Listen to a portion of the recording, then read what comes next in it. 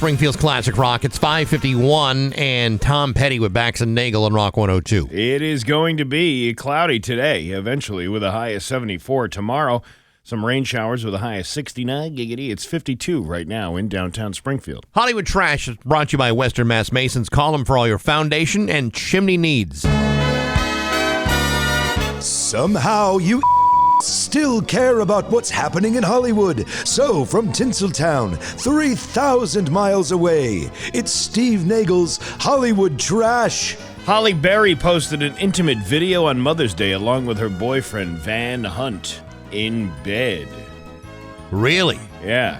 On Mother's Day? Van Hunt was his brother Mike there. All right, I don't know this family that you're talking about. I don't know them either. They made it very clear they were about to smash, but before the festivities could begin, Holly pulled out a bottle of lube. Not just any lube, though. Her lube.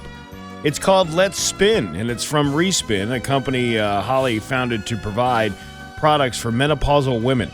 FYI, you don't have to be middle-aged to use Let's Spin. Aren't there like 500,000 other brands of lubricants that people can use? Yes, but the one that Holly Berry has created is the one. What makes hers so much different and better than everybody else's? The fact that her name is Holly Berry and, it's no KY. That's for sure.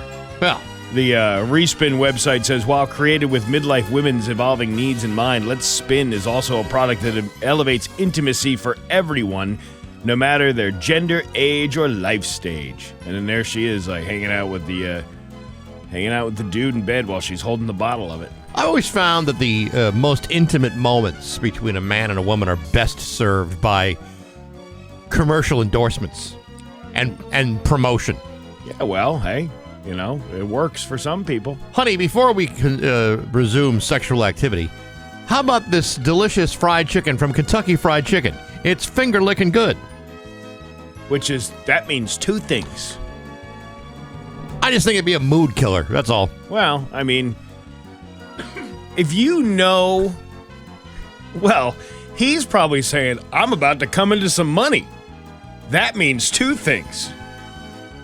She's selling the lube. Yeah. They're about to do the deed. Uh-huh. Yeah, I'd do it too.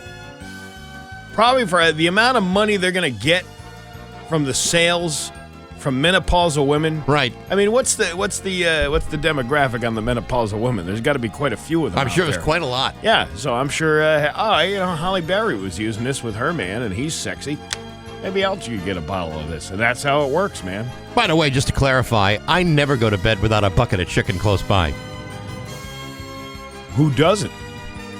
That's just how I live. That's how Baxy rolls. By the way, you can get at Big Y, you can get that $5 bag of chicken nuggets in the evening. There's like 20 chicken nuggets in there. Wow. Yeah. What a deal that is. That is pretty good. I'm just saying, if you're ever in a pinch, you ever need instead of like the full bucket of chicken, you can just get the nuggets for $5. On my my night table, I've got my CPAP, my phone charger, and an air fryer. Oh, well, there you go. That's the perfect combination. I like to be prepared.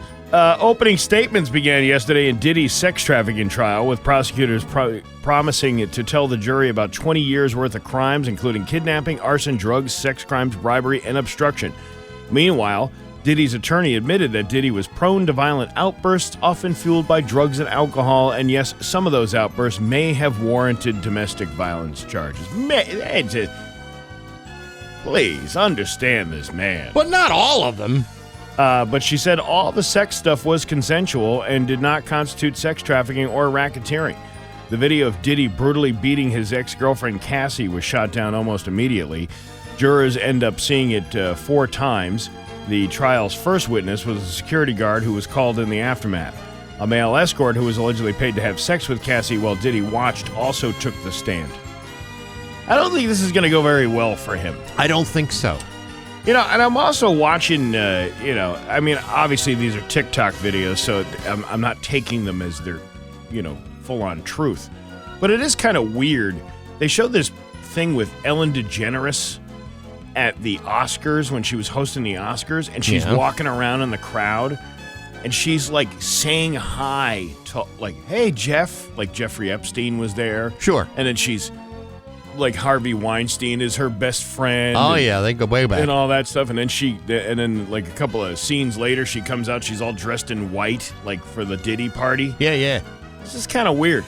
Boy, I bet she wants to walk that one back. Well, she left the country. And that kind of makes you wonder, too. You know, she uses it as, I'm leaving the country because I can't stand the political, whatever's going on here. But are you sure you didn't leave the country to evade getting arrested for any kind of involvement? Because she was listed as being involved in these parties. Has anyone checked her cabinetry, her international cabinetry for like baby oils and lubes? I don't know. She probably left that behind, though.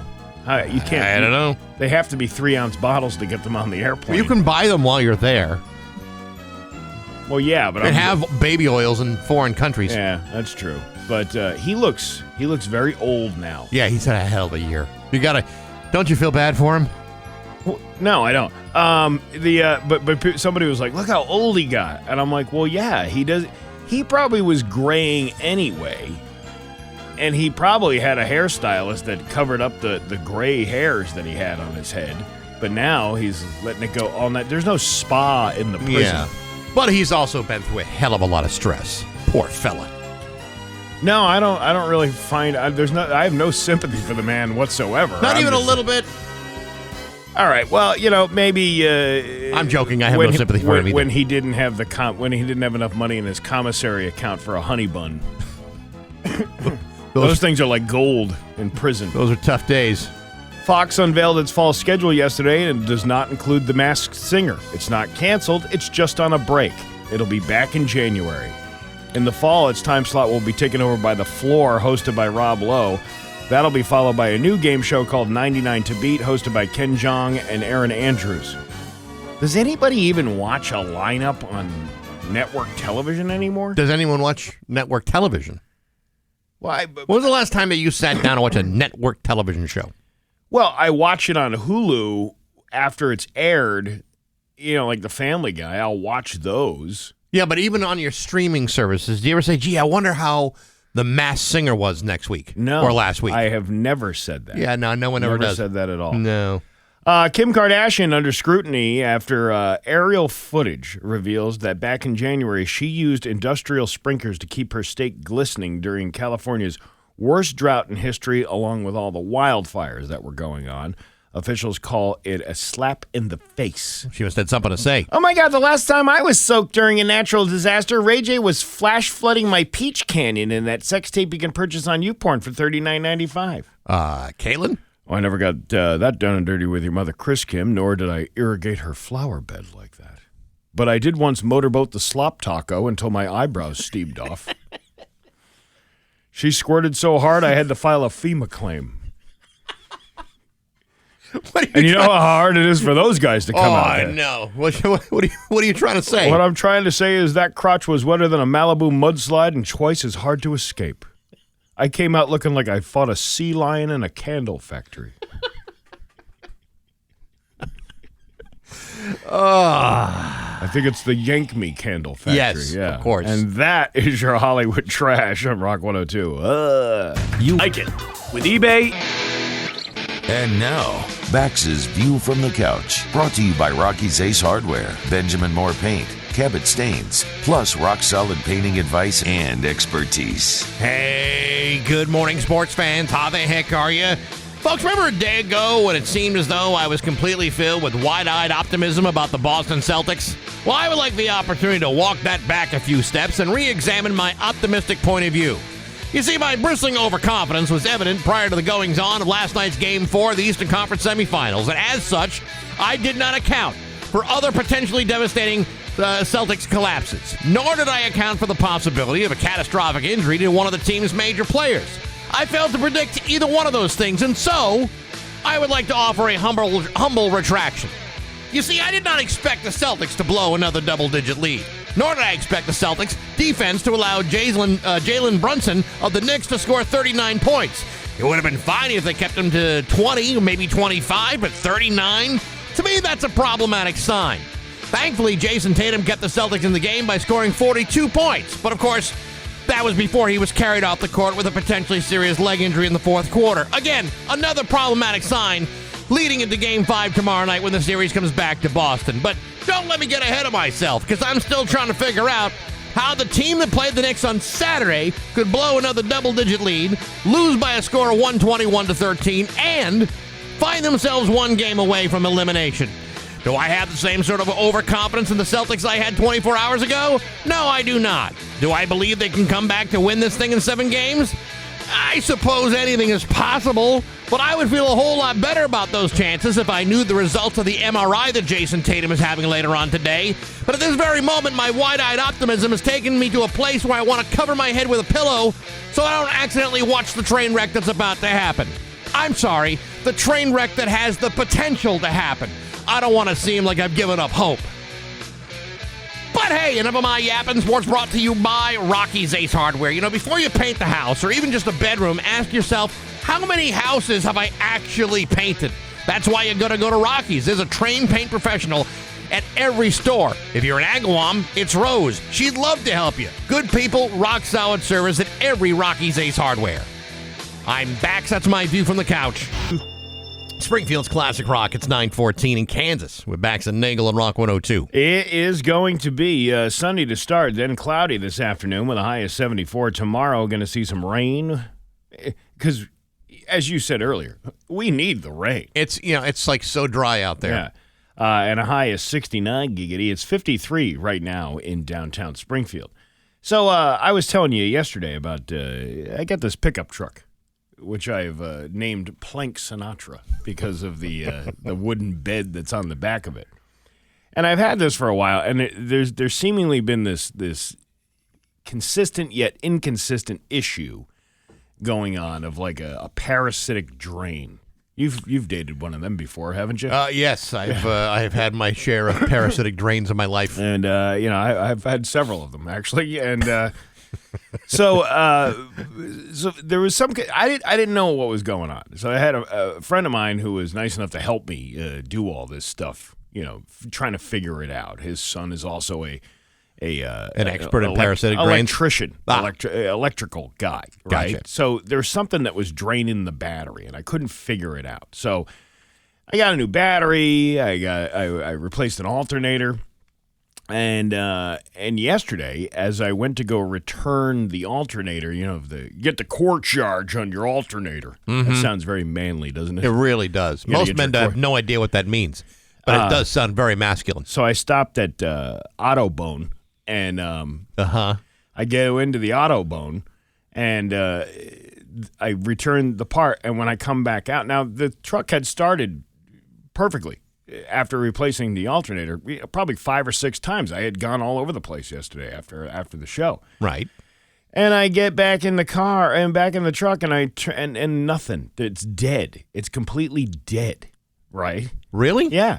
What happened? So I got the Autobone guy come out with his little battery tester thing, and I was like, "Can you just check this for me? See what's going on?" It's reading at 0%. The battery. Yeah. Which is weird. And again, this is, the battery you just bought. The battery that was fairly new. Yeah, it was probably like a month old, right? Okay. So then he tries to jump it with that little jumper kit thing that they have. Right. It won't even, it just a little bit turns on and it won't even like crank over. So he was like, well, why don't you take it out and swap out the battery? Maybe the battery's a bad battery or something on it. If it's reading at 0%. That's pretty bad. They swap out the battery, but the weird thing is that battery is now reading at 100% once it's out. The hell's that all about? It's this electrical ghost stuff that happens when you have an issue. So then I realized after I put this new battery in that it still won't start.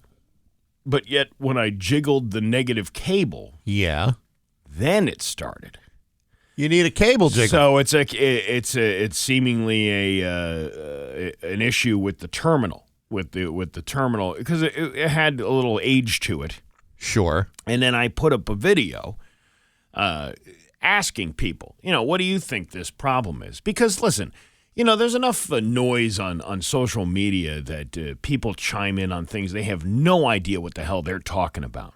True. But you know what? There's a lot of people out there that know about auto issues.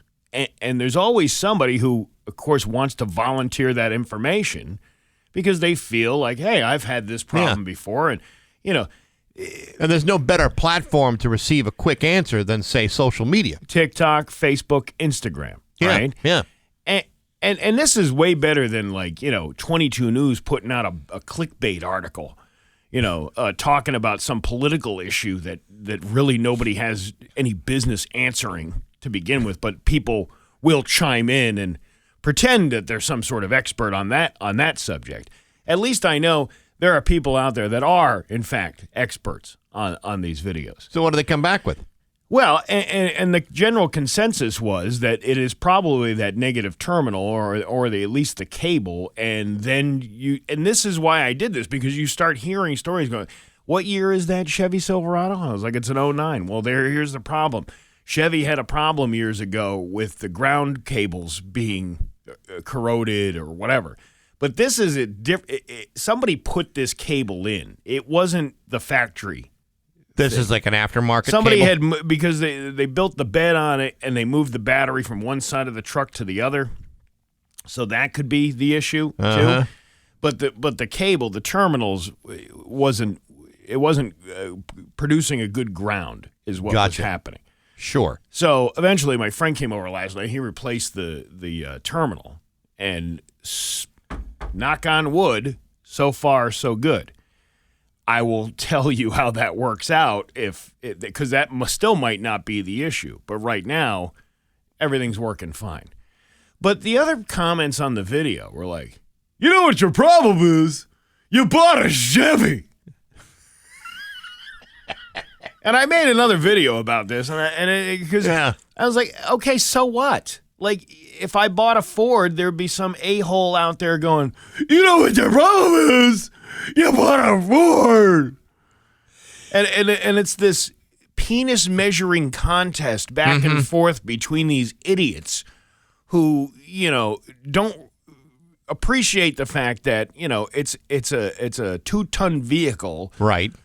That it's 16 years old. It's gonna have some kind of issue to it. And I'm just asking for help. I'm not asking for you to come out with your smart ass, this brand is better than that brand. Right. Now, isn't it true, though, that you've owned trucks by Ford and Chevy? I have. So it seems to me that by comparison, you are more than educated about which brand you prefer. And listen, they're all the same. Eventually, something goes on them or some kind of issue arises with them that you're going to have to take care of. And by the way, that's every model of vehicle. Right. It's not just one or the other. Right, but my point at the end of the video was, you know what has the biggest D energy is the Toyota Sienna. Everybody makes fun of me for having that minivan thing, but in reality, that thing has 150,000 miles on it, and the most expensive item I have bought for that were tires. Which you would have had to buy anyway. The second most expensive thing was front end work, which was slightly lower than the price of a pair of 4 tires, but that was a natural thing. I mean, it's 150,000 miles. You're going to have to get a suspension at some point. That minivan is the most reliable thing you ever owned. It is. I call that the panty dropper. No wonder chicks are hot for you. Yeah, no kidding. They see you driving around town in that Sienna, they're like, "Woo, hey, how you doing?" Well, listen, I get guff for that all the time. There was some lady that saw me at a gas station. She's like, the minivan really does take away your street cred. Oh, really? Oh, and how did you respond to this emasculating broad? I said they're practical. What would... I mean, seriously, of all the vehicles that I've owned, that is the most practical vehicle that I have ever owned. And, it doesn't look good. I don't care. I don't care. But then you got these other people chiming in going, you should really go trade that in. The Chevy truck. You should go trade that in. Yes, please, because a truck that has a wooden bed on it that was custom made says Scrooge McDuck swimming in his pile of money, ready to go trade in for a $100,000 vehicle. It's not practical. But you can apply the $5,000 you'd get from that truck. Yeah, right. To that $100,000. Now you're talking about listen, a $95,000 vehicle. You know, for all the people who live in the tents and the poipuses out there, that truck is actually a pretty solid truck. It drives well. It's sturdy. Until it doesn't. Right, but it's just like any other vehicle. Sure. You're going to need to put maintenance into it. And again, it's 16 years old. You know, so probably 17 by the time you figure out that it was actually made the year before. What I find about the people who are online Yeah. is that most of them have absolutely no idea what they're talking about unless it's an opportunity to bust your stones about something. Well, I had some Because that is the primary reaction to anything posted online. I would say 80% of the comments were very helpful because there are people who have had these experiences and ground issues and, telling me that, and you go back and look, Chevy, in fact, did have this history of ground issues with these trucks. So it's not my imagination, and it's people who have had the experience with that. It's the other ones that just feel like, I'm just going to be a dick today and say, you should have bought a Ford. That's your problem. Yeah, until you go back in time and you tell everybody about the problems you had with your Ford, which, quite frankly, are worse than what you had with your Chevy. Yeah, and all these dudes with these pickup trucks, they're all boasting about it. But the day you ask them to help you move a couch, suddenly it's in the shop. It's not available anymore. And somebody else is borrowing it. Sorry, dude. So, geez. So anyway, hopefully the problem is fixed. It's 6:25 with Bax and Nagle on Rock 102. 6:27 with Bax and Nagle on Rock 102. I didn't mean to hang up on Brain Dead Dale there, but we had to go on the air. We had like 15 seconds, and he said, "Oh yeah, but one more thing." Well, he's Columbo. Yeah, I know, but And one more thing. The problem is we have a radio show to conduct. Yes, but also. aren't my problems more important than this stupid radio show? Typically, yes, but when there's 15 seconds left to go before we go on the air, then no. And I understand what he's saying. That terminal could not be. That could be just getting you by for a little while, and then you might have to get some extra cables because the cable can look good, but it could be a bad cable. Yeah, but we're gonna find out. Well, and hopefully I won't be out in the middle of nowhere, broken down with an issue. Well, let's hope not, Steve. Let's hope not. Hey, Dave from Dave Soda in Pet City. Remember that guy? Well, something happened last week where 13 Smithland Pet and Garden centers around the area are shutting down. That is the place that took over many of his stores, and many of the people that worked for him worked for them. And so he's going to be joining us after 8 o'clock. So we're talking to Dave after 8. All right. Okay. Are you ready to laugh? I'm ready to laugh. Let's laugh. It's Bax and Nagle's Joke of the Day. I'm funny how? I mean, funny like I'm a clown, I amuse you. On Rock 102. I make you laugh. Springfield's classic rock. I asked a hippie if he had heard of the Indianapolis 500. Yeah. He said, yeah, man, they're innocent. I have no idea what it is. Yeah, right. Yeah, no, I get it. Yeah, right. It's like the Chicago 7. Yeah, right. Yeah. Bax and Nagle in the morning on Rock 102. Springfield's classic rock. Here's your Western Mass. 6:32 with Bax and Nagle and Rock 102. It's time for news brought to you by Yankee Home Improvement. If you're thinking about a new walk-in shower system, call Yankee Home and mention Rock 102. You get $1,021 off plus 50% off installation all month long.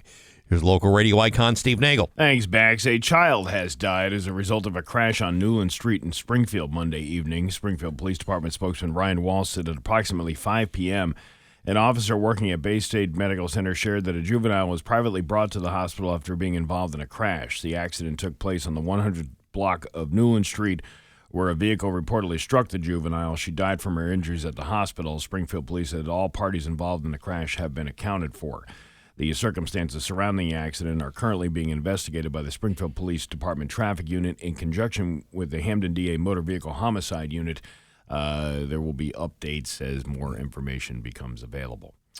A A BB gun was found at the East Longmeadow High School during an investigation on Monday afternoon. In an automated message to family and staff members, Superintendent Gordon Smith, Commissioner Gordon. Yes. Right. He has a red phone on his desk that alerts everybody that school is canceled. Said the school administration received information during the last period of the day that a possible firearm was brought onto school grounds. The school safety protocol was initiated while the school resource officer contacted members of the East Longmeadow Police and Fire Departments. The investigation revealed that a BB gun, closely resembling a real firearm, was found. Commissioner Gordon sent an email around 2:51 p.m. to families and caregivers that said at no time was there a direct threat to any individual. School officials remind students of the importance of reporting suspicious items or behavior and the seriousness of bringing any weapon onto the property. You know, there's going to be somebody who'll say, yeah, it was just a BB gun. Well, you know, like you just said in that story, BB guns look like real guns. And if you don't know any better, then you just think, oh, my God, that guy's got a gun. Yeah. So it shouldn't be on your school's campus. Kenzie Doe, who's a senior, said, I feel like there was a lot of panic. Everyone was really scared and nobody knew what was going on. Another junior said the rumors were flying in everywhere. We were trying to guess what was happening, and it just made it 10 times worse. Commissioner Gordon said that the safety of students is their top priority. In a statement to 22 News, Gordon says that safety procedures worked exactly as intended, and all students and staff remained safe throughout the process, also adding that the school community responded calmly and safely. You know, the other issue you have is, you got these kids texting their parents, which causes more alarm. Right. Because, I would feel the same way. If my kid texted me during the middle of the school day and said, hey, there's this lockdown thing going on, and there's a kid with a gun. And there's cops everywhere, that would heighten my awareness level. Go and say, what the hell is going on there? I mean, Commissioner Gordon made a statement. Did Chief O'Hara have anything to say? Oh no, he's just a yes man, Chief O'Hara. Now, did they alert Batman with the bat signal in East Longmeadow? I think they did. I think they sent up one of them mosquito spraying helicopters from the field out there. Told them to get over here as quick as you possibly can. Whoever. And when you get in there, when you get in that high school, it's so old that just like on Batman, the TV show, all the floors are pitched at a 45-degree angle. It looks just like the show. Yeah, what was that all about? Why did they do that? I don't know. Apparently Gotham City was loaded with bad construction. At this time, it's unclear what actions will be taken towards the student or students who brought the BB gun onto school grounds. Well, they will be charged in appellate court. You see? Just trying to make lemonade out of lemons. You know what I'm saying? But there you go, shooting your mouth off again. Oh, yeah! This is not a laughing matter at all. No, it's only a laughing matter because nobody was hurt and everything's okay. All right, well, then now we can laugh. But don't bring your BB gun. Don't do that. Don't. Worst show and tell ever. I don't even think it was a show and tell. I think it sounds like more of a, probably another penis measuring contest between two kids. This is like early intervention dinkage. What's going on here? Like this is where high school is where dinks really start to blossom. Yeah, well, and you see it now in society. Mm-hmm. Oh, I know. Some of the people that call open lines were the dinks the very dinks we're talking about. Yeah, 30 years ago. Probably a bunch of kids calling open lines. Brought BB guns and water pistols to school. Probably the same kids that left streaks on the floor with their black soled shoes. I did those that. kids. I did that. Yeah, I know. It was funny at the time watching the janitor scrape that black stuff off that embossed floor that he just finished cleaning. Yeah, but if you're that janitor, and all of a sudden you're wasting your time scraping that stuff off again for the 9th time this week. But now, I feel bad about that now. I feel bad that the guy had to do that. At the time, I didn't feel bad because I was just a dink. See what I'm talking about? I'm still a dink. It's just in a different dinkage. This is way. often where dinkage behavior begins to blossom. And it really kind of starts around middle school age. That's when you really start to separate the dinks from the non-dinks. As soon as they get into high school, man, it's a throwdown. Yeah, I don't know what's going on. Let's see. The National Guard, a press conference was held Monday by the Hamden DA, Anthony Gallooni. Are you sure he's going by Anthony? Yeah, you know what? I was thinking about this. You're calling him Tony like he's your cousin who helped you fix the screen door the other day. Yeah, my cousin Tony did that. I told you it was an accident. It was just it was like I don't know, what's the word I'm looking for? Like a reflex. Right. But his name is Anthony. Clearly. Until he says otherwise, until he says you can call me Tony, that would be a different thing. And I wish he had, because now I feel like a jerk. Well, you should. Don't disrespect a man like that. Well, at least I'm acknowledging it. At least I'm now saying, yeah, I might have overstepped my bounds. And listen, when I call him Harvey Dent, that's a compliment. Is it really? He was good up until he wasn't. Until his face got ripped off. Yes. And then all of a sudden, he's no longer a swell guy. Yeah, but you think, I don't know, do you think he's flipping a coin saying who gets indicted and who doesn't? Maybe some days he does. I don't know. Yeah. It's a hard job. Anyway, Anthony Gallooni, in conjunction with the Massachusetts National Guard, announcing in addition to their partnership as they look to eradicate drug trafficking in Hampden County, Western Mass News was getting answers on how this will ultimately create and maintain safer communities in the area. Officials said narcotics such as opioids continue to be a problem in Western Mass. The Hampden DA's office has a partnership with the Massachusetts National Guard to both impede and eradicate drug trafficking in our region. As I said many times, we have to aid and support those suffering from the disease of addiction, but we must also simultaneously deter and arrest those who profit from it. Gallooni shared that the National Guard is investing a significant $285,000 into his office through the forms of drug analysis and identification technologies. Steve, I believe it's pronounced analysis. You know, you went to a different school than I did. I don't know what they were teaching kids in upstate, but the word is analysis. No, I went to a different college. I went to Westfield State College before it was a university. Well, they that would taught us explain how to quite say a lot. analysis. I said analysis when I got there, and they're like, no, you've been saying it wrong your entire life. It's analysis. Yeah, and I get crucified for calling the DA Tony. Well, Here's yes. a guy who's actually performing analysis, and you call it analysis. Well, you're talking about proper nouns, and I'm just talking about verbs. All right. Analysis. Some of those devices include TrueNAC, a handheld narcotic analyzer, Gray Key, which can bypass encrypted devices, and Celebrite, which is a program that helps analyze digital data. Gray Key, bypass encrypted devices? So like what, your iPhone? I guess so, yeah. Well, I hope that doesn't get into the wrong hands of somebody. I mean, I know they're using it as a law enforcement tool, but what about anybody who gets a hold of one of these things? Could you just... I suppose if someone got their hands on it, they could probably crack open any phone they damn well felt like it. See, that's where you start worrying about privacy issues. You know, it's one thing for somebody who's under investigation for something. Right. But what if you were just this average, regular Mike or Tony? Oh, don't you start. Yeah, that's what I'm saying. Now, what was the third thing you talked about? Celebrex. Yeah, apparently they're able to Celebrite. I see. Celebrite. So they're not out there looking to push out like anti-inflammatories. Yeah, to I was people. going to say that does sound like a drug, doesn't it? It does. Celebrite. Yeah. Yeah. It's like you're so happy that your inflammation has gone away that you're looking to celebrate the Celebrite with the Celebrex. Yeah. Well, Live and learn. Amazon has a reputation for working people so hard they don't get enough bathroom breaks, and apparently some drivers are so desperate that they're not even bashful about it anymore. A female Amazon delivery driver was caught on security camera going to the bathroom on the steps of a family's front porch in California on Sunday morning. Happy Mother's Day! Package delivered. Yeah. She appears to do number one and number two.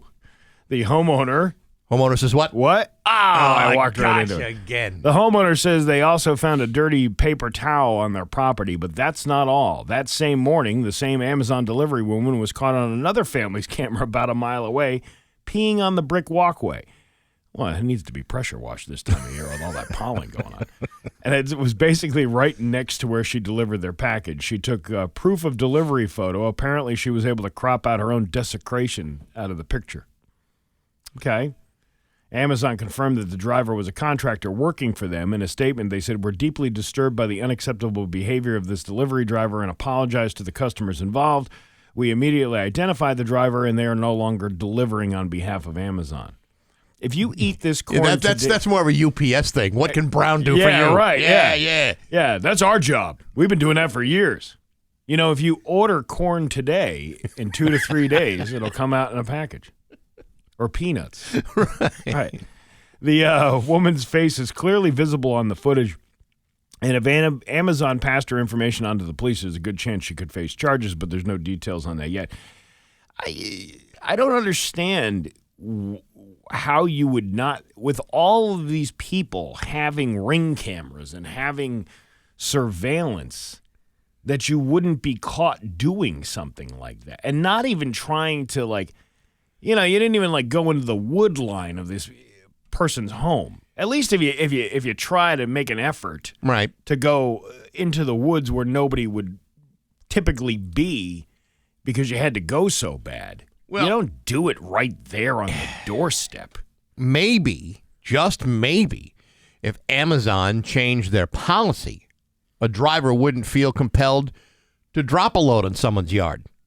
Yes. Yeah, maybe if they hired more drivers and provided them with better conditions and more breaks, then you wouldn't have to relieve yourself on someone's stoop. I agree with that, but I think that's going to fall on deaf ears to Amazon because Amazon's about profit margins. They don't really care about, you know, I don't think they really care about the safety of their drivers. Steve, if you had a bunch of drivers, right, delivering packages all across America, but then dropping trow in the begonias, at some point, people are going to stop going through Amazon because they don't want to be cleaning up human waste. So it is a bottom line. And I'm not. That means two things. I appreciate what you're saying, but that policy is not going to change anytime soon. They're not going to do that. I'm just talking about if you are the person who has to go so bad. Yeah, you got to be a little creative about it. You gotta say, all right, where is the least likely place that I'm going to be caught on a surveillance camera?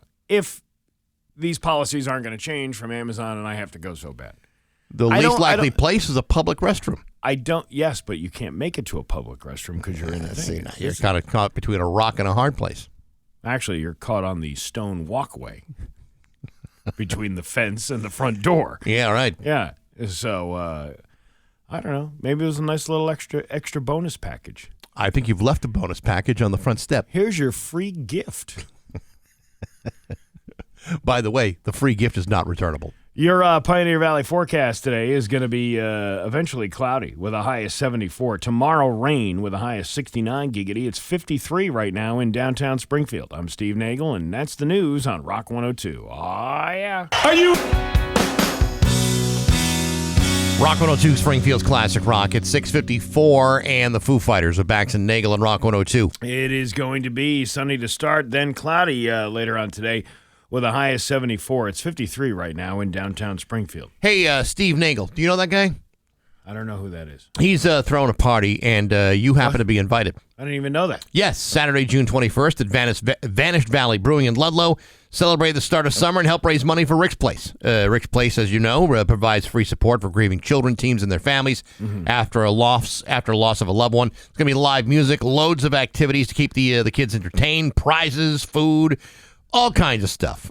Food and whatnot from Vanished Valley, the Mad Eats food truck, and Moolicious ice cream. They're bringing their truck along, too. That's some good ice cream. You can get your tickets now at rock102.com for just $10.21 plus a small ticketing fee with every penny raised going to Rick's Place.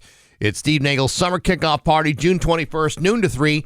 Vanished Valley Brewing in Ludlow, brought to you by Dave Miner Exterior Home Improvements, Aquapump, Aura Credit Union, and Rock 102 Springfield's Classic Rock. That should be a good time. We did it last year for the first time. We have a few more things that we've added. Bounce House? No bounce house. That's a liability, Bax. You can't have that kind of. We don't have those money for that insurance premium to cover that. Water slide? Bax, that's a liability. We don't have the insurance premium to cover that. Trampolines. Bax, that's an insurance liability. We don't have the insurance liability to cover that. Policy, whatever I just said. How about random bags of broken glass? Yes. Kids will be slewing bags of broken glass at each other. Now we're talking summertime fun. Oily rags. Yeah. Accelerants. Oh yeah, lots of that stuff. No, but it should be a good time. We get a magician. We get Ed Popolarczyk, the magician, coming out. Oh, cool. Very cool. Let's see. We got tie dyes. That Becky St. John's going to do tie dyes. Nice. Stuff like that, and giant bowling. Giant bowling? Yeah, those big. That's the inflatable bowling thing. Sure. There'll be art projects for the kids. There'll be the Color Steve Nagle thing that we did. Really? Yeah, that's nice. It's a picture of me, and then the kids color it in. Oh, very cool. And they draw devil horns on my face, and it's fun. That'd be a good time for the entire family. Yes, matter of fact, my kids had a great time last year by using that opportunity to color Steve Nagle to write some pretty awful things about their father, which I was very proud of. That's the kind of thing that memories are made. Hey, listen, it's a day of family bonding. That's what matters, Steve. Of course. But Rick's Place is a great organization, and I hope you can come out there to that. And they'll be selling raffle tickets online soon too. Well, that's good. Yeah, there's some pretty good prizes up for grabs. All right, good to know. Mm-hmm. All right, again, that's coming up on June 21st.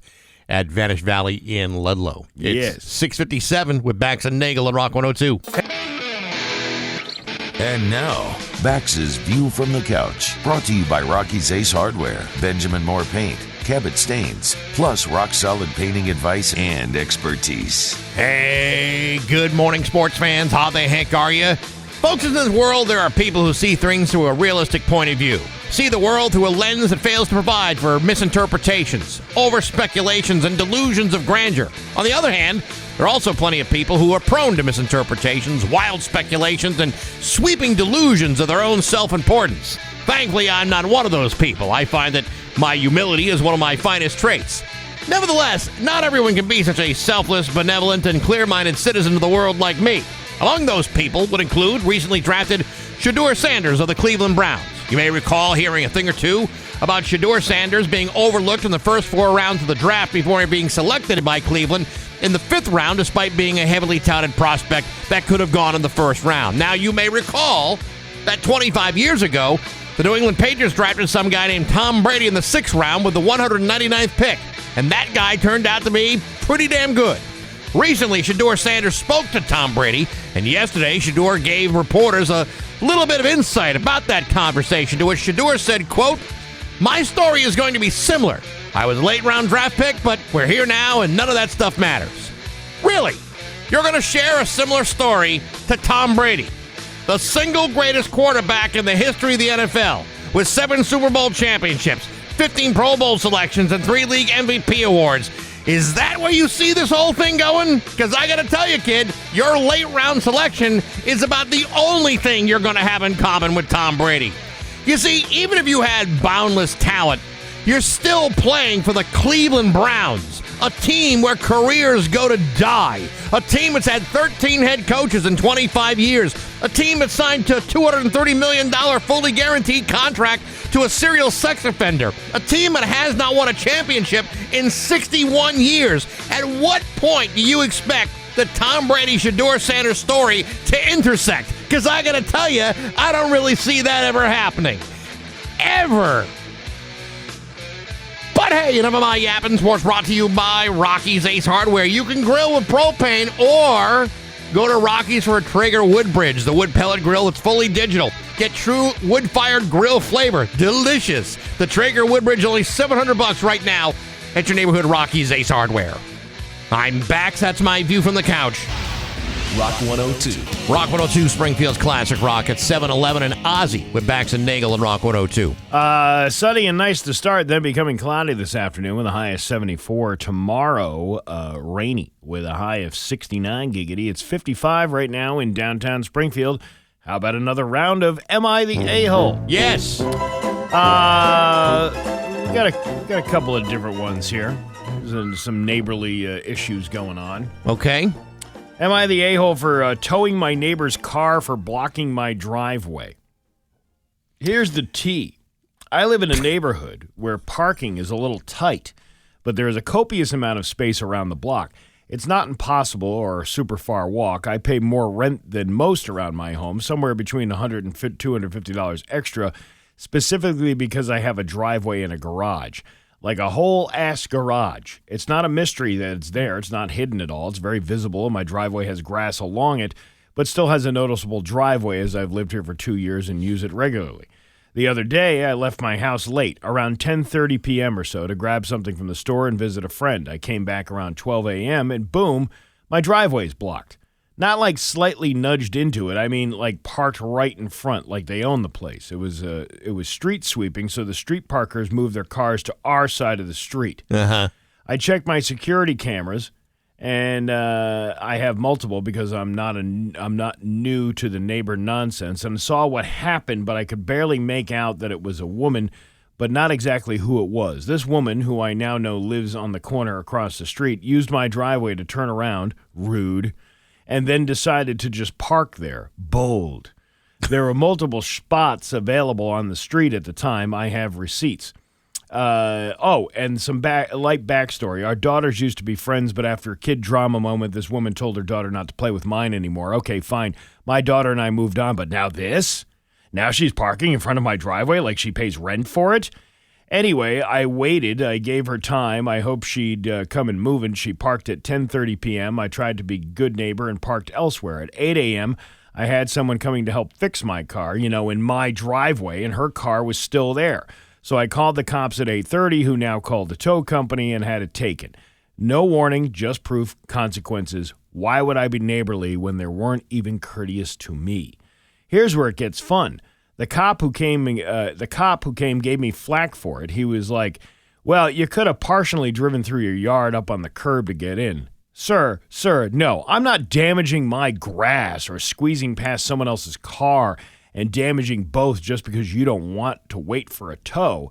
Then he said he didn't want to tow it because there was a car seat inside. Okay, then she should have parked legally then. The baby can't drive. Right. Then, and this is where I almost popped off, don't be surprised if they retaliate.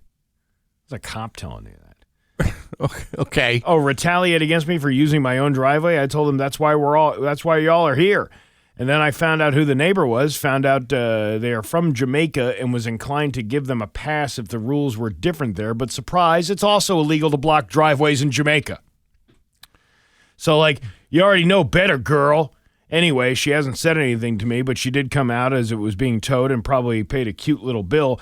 Should have moved your car if you were awake then. I feel zero guilt. Some neighbors said I was mean for doing that, so now I'm wondering, am I the a-hole for having a car towed instead of knocking on her door, again, despite not knowing initially who it was, but then later finding out who it was? Yeah.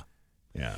I have to say that the author of this letter does sound like an a-hole, just based on the wording he uses and how he describes the situation. Yeah. But the reality is, no, you should not be parking in front of someone's driveway.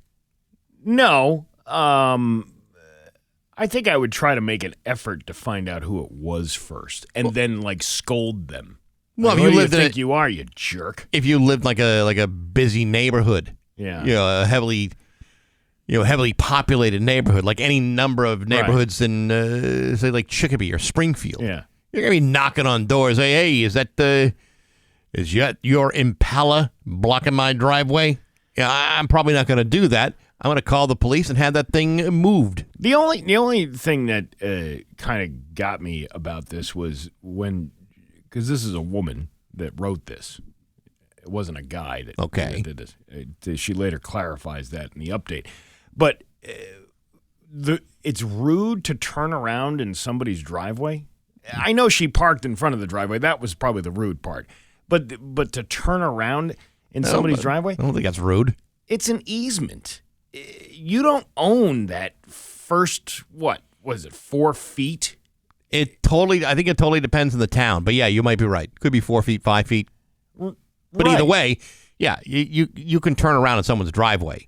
but you can't block the driveway and park it at the end of there. Now, I've seen signs on people, this is not a turnaround. You know, somebody has a turnaround sign in their driveway. Mm-hmm. Is that even legal? Like, can you say don't turn around at the end of my driveway when again, in fact, most places, if somebody's bugged about it enough to buy a sign or make a sign, out of courtesy, you find somewhere else to turn around. Yeah. But again, if there's other places to park, why would you park in front of someone's driveway if they want to get in or out? Because you're a jerk. See, that's what I'm getting at. I think they're both jerks. Probably. Yeah. I think this lady very well knew it was the other lady and didn't say that to begin with. Potentially.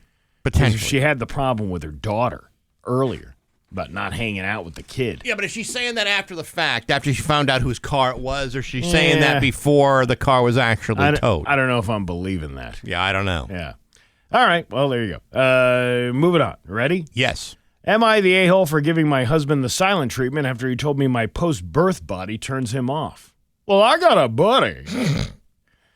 I just had my first child about 2 months ago. We did as the doctor told us and didn't engage in activity until the 6-week period. The first time, I was mostly covered and it was great, nothing to complain about. The second time, my husband, before anything happened, told me that it would be better for me to wear a shirt during it like last time.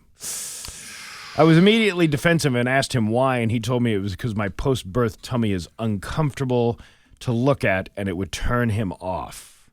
Oh, boy. Let's just say he slept on the couch that night and I haven't been talking to him. I still can't believe he said something like that to me. And I just had his child and all the pain and struggle that I went through just to be told that the aftermath is a turnoff. I don't even want my husband touching me now and I feel insecure about my body after giving birth. Should I stop ignoring him or continue giving him the cold shoulder? Listen, dudes, I know that some of you may have a little bugaboo about that kind of thing, but she's been through an ordeal. Wait, I came for the peaches and here's the badly packed kebabs.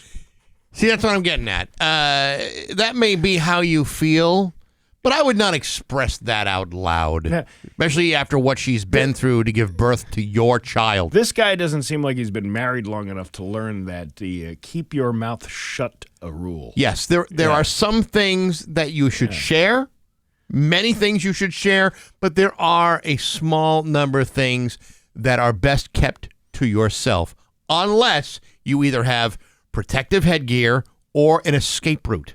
Put a shirt on. You look like a deflated whoopee cushion. Oh, my God. Dude's just asking for trouble. Is she being a jerk for giving him the silent treatment? No, I don't think so at all. No, but again, I think he hasn't learned his keep your mouth shut. No, I don't believe he's learned that lesson. Yeah. And by the way, my guess is he ain't exactly walking around with a six-pack abs either. Yeah, he's probably some like dirtbag too. Probably. Walking around treating his wife like she's some human fleshlight. Exactly. Yeah. That's what I'm talking about. I mean, we're not trying to judge here, but I think we know the type. Let's see. Am I the a-hole for not telling my friend's wife is cheating because I'm sleeping with her too?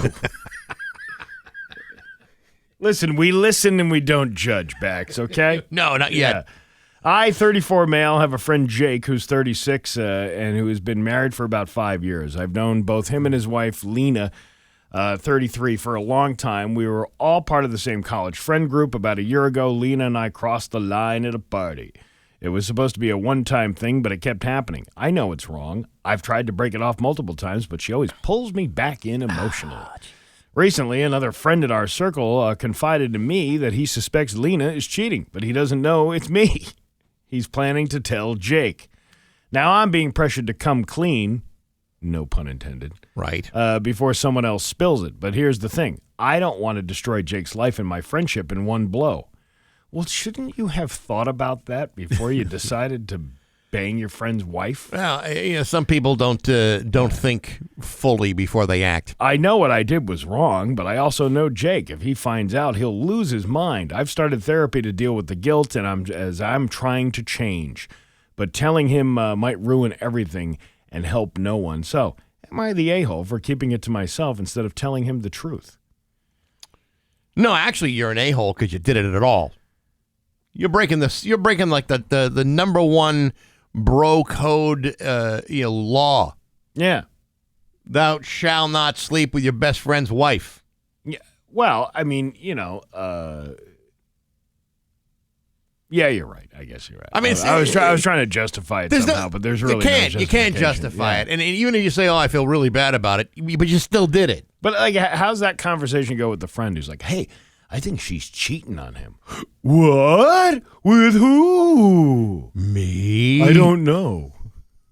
I think there's a chance that I'm sleeping with your wife. Yeah, Really? How convinced are you? I don't know. 50-50. Yeah, 50-50. But I don't. You shouldn't have done it to begin with. That's where my stance is. Yeah. And now you're dealing with the aftermath, and now you're gonna have to, because he's gonna find out. I'm sure. Eventually, it's gonna come the out. friend is gonna say something, and then he's gonna start being suspicious. Then he's probably gonna go, look at some text messages or something, and find boom, there you go. A lot of men do not realize this, but it's absolutely true. All men have the ability to say, "This is a mistake. I'm going to say no." Yeah, but sometimes the other brain does the thinking. I know, but even the other brain that does the thinking, the subconscious mind that says, "Well, I couldn't help it." You could help it. Well, some waters are fraught with danger, and this is one of them. And he says in the beginning, it was a it was only a one-time thing because they were both drinking at a party. Okay, but then it doesn't make it any more right. Right. I'm just saying, okay, that's more excusable for the one-time thing than to have kept doing it, because that means that you weren't drunk all the other times, and you weren't at a party, and you weren't getting yourself in these situations. Yeah, those subsequent moments were not accidental occurrences. Yeah. Oh yeah? Well, I slept with your wife. His wife's in a coma. Nevertheless. And there you go. That's another round of Am I the A-hole? All right. It's 7:24 on Rock 102. Guess what, you procrastinator, you? Nagle and Rock 102. Dan Brown has the forecast for you. This week on Baxy's Musical Podcast, my guest is Barry Andrews from the band Shriekback. Shriekback is a band that he started after leaving the band XTC back in 1979. Started this band with Dave Allen, formerly of the band Gang of Four. Dave Allen died last month at the age of 69. Barry and I talk about that and many other things, including the release of their 18th album, Monument. It's a really cool interview, and you can hear it on Apple Podcasts, SoundCloud, Spotify, the Rock 102 YouTube channel, rock102.com, and on the app. It's all brought to you by Metro Chrysler, Dodge, Jeep, and Ram at Chicopee, and Rock 102, Springfield's Classic Rock. I found this thing, and this guy was asking on Reddit. He lives in England. What are some lesser-known quirks, facts, or traditions of Massachusetts? Apparently, he's coming to live here. I don't know why he want to come from England and live here. And he wants to know our quirks? Yeah. But one comment thread that kind of expanded was the package store. They don't call it that anywhere else in the country. Only here. Why? Because around the country, it's a liquor store. Well, now I'll tell you why. You ready? I'm ready. Because when they came in with the blue laws, way back in that day, remember that day? I do. Back in the day, it was a hell of a day. Even though everybody knew it was liquor, it sounded better to say I'm going to the package store than it did say I'm going to the liquor store. It was like all these like draconian religious. So it was code? Yeah, it was basically a code, and it eventually became package store, and now you call it the packy. People go to the packy. And here I was thinking that it's because people were buying booze in packages. No. But there's a little tidbit of information. Huh. I should Fun write fact. this on a Dixie cup. What's your favorite fun fact on a Dixie cup? It's 7:29. News is next to Rock 102. 7:33 with Bax and Nagle on Rock 102. It's time for news brought to you by Aqua Pump, an expert in all water supply systems from the well to the pump and into the house. Here's local radio icon Steve Nagle. Well, thanks, Bax. You're very welcome, Steve. Yeah, East Longmeadow High School had a little bit of a scare yesterday. A BB gun was found at the East Longmeadow High School during an investigation yesterday afternoon. In an automated message to families and staff members, Commissioner Gordon, Superintendent Gordon Smith, I see. yeah, said the school administration received information during the last period of the day that a possible firearm was brought on school grounds. The school safety protocol was initiated while the school resource officer contacted members of the East Longmeadow Police and Fire Departments. The investigation revealed that a BB gun, closely resembling a real firearm, was found. Commissioner Gordon issued an email around 2:51 p.m. to families and caregivers that said at no time was there a direct threat to any individual. School officials remind students of the importance of reporting suspicious items or behavior and the seriousness of bringing any weapon onto school property. And, of course, that caused a lot of panic among parents and students through that whole thing. But the good thing is nobody was hurt, and that was taken care of quickly. The East Longmeadow Police Department says they're thankful nobody was harmed and for the prompt response by the officers. 22 News contacted the East Longmeadow Police Department for additional information. However, they referred us to the superintendent's office. Yes, what can you tell us about this bubba gum? Nothing. Go talk to the superintendent. I believe it was a BB gun. It says here in the press release a bubba gun. Bubba gun? Bubba, as opposed to BB. Oh, BB. Yeah, what is a boo gun? Bubba. What's a gun? Bubba. What is this? Right, exactly. You know, I'm watching, the more I watch these news stations, the more I notice that they're like, it's kid news. Hey, it's kid news. Because they're all kids, like, telling the news. It is really kind of hard to distinguish what you see in local television news from, say, like cable access or like what you would find in like a high school AV type of scenario. It's very hard to separate the three. I think they should put Matt Price in like a oversized suit. He's already wearing an oversized. No, suit. like a really oversized suit, like a David Byrne Talking Heads type of suit. Yeah, like he's a kid inside of an adult suit. Hey, it's kid news. Well, I got to tell you, Matt is working hard. Matt I think, is really coming around. You never want to predict the future. He's finding answers. You never want to predict the future, but I am suggesting in my brain that what you're looking at in Matt Price is the next Ray Herschel. Do you think Ray Herschel had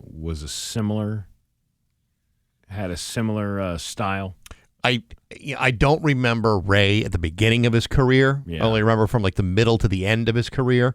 But nevertheless, it is possible that, that's how he started off. And now look at Matt. Matt is doing everything. He's doing a sports show on Friday. He's getting stuff done. He's doing stories. He's following us around during the Mayflower Marathon. He's a go-getter. He is a go-getter. Yeah.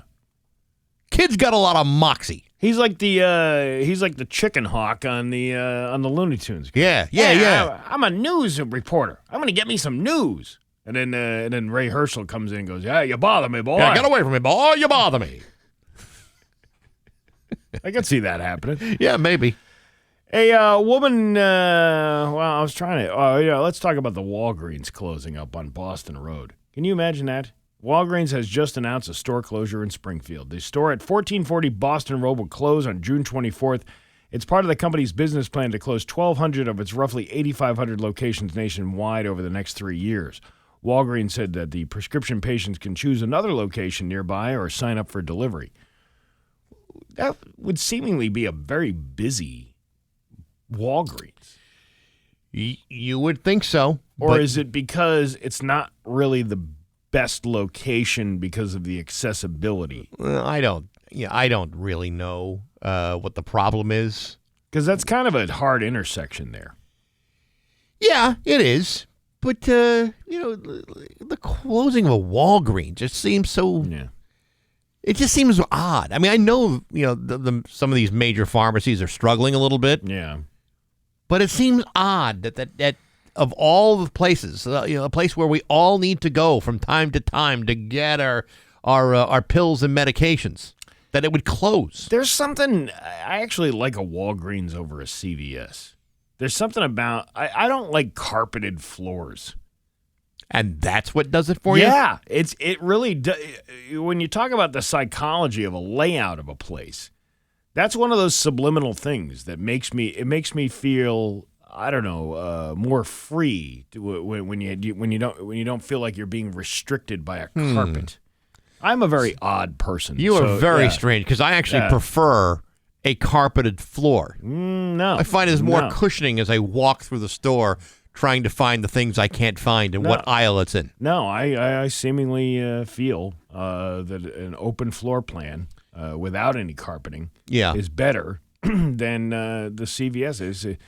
Perfectly good example. Let's say I'm in a CVS or a Walgreens, and I'm looking for medicated foot pads, and I don't know what aisle it's in. I'm going from aisle to aisle looking for medicated foot pads. Well, after a while, after walking like 6 miles around the store to find the medicated foot pads, I've been walking on an uncarpeted, hard linoleum-laid floor. Yeah, linoleum. My feet are going to be on fire by the time I find those medicated foot pads. Of course they are.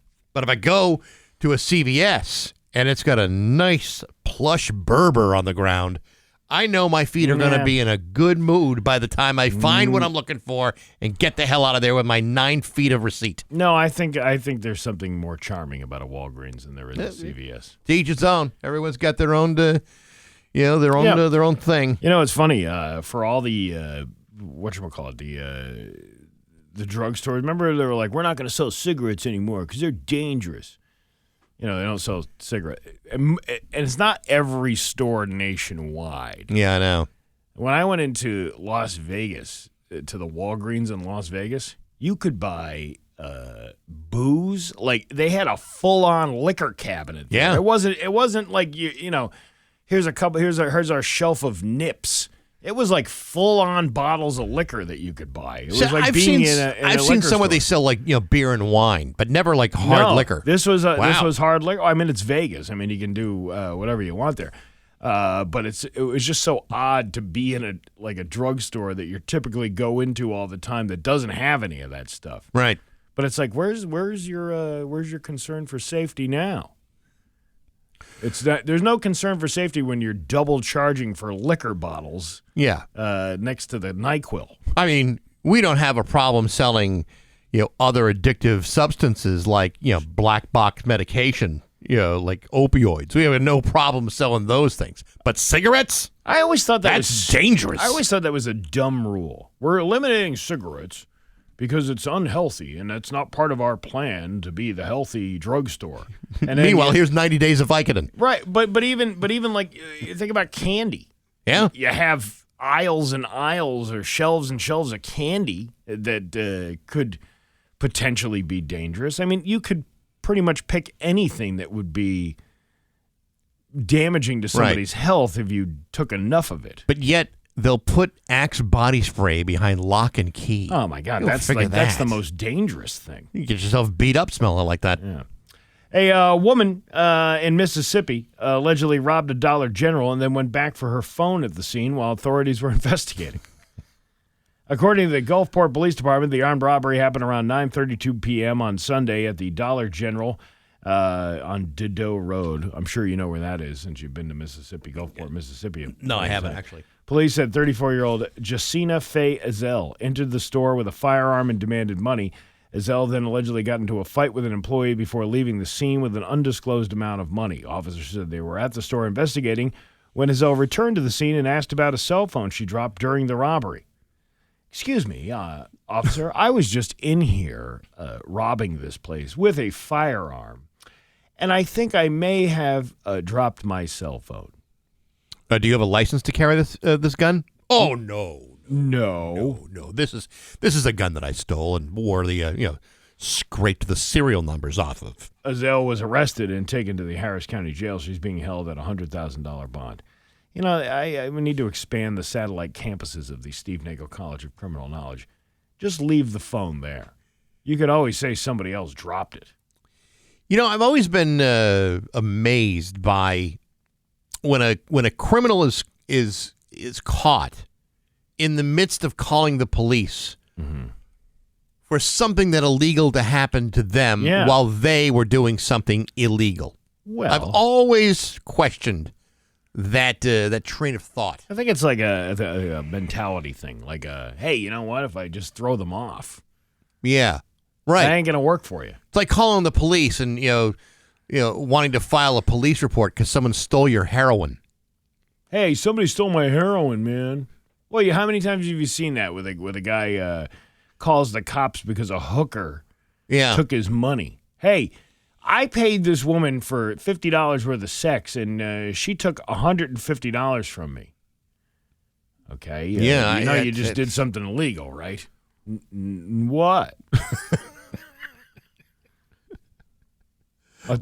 That's it. I'm calling the Better Business Bureau from now on. I thought it was $50 and under. You didn't have to. It didn't qualify to be a criminal offense.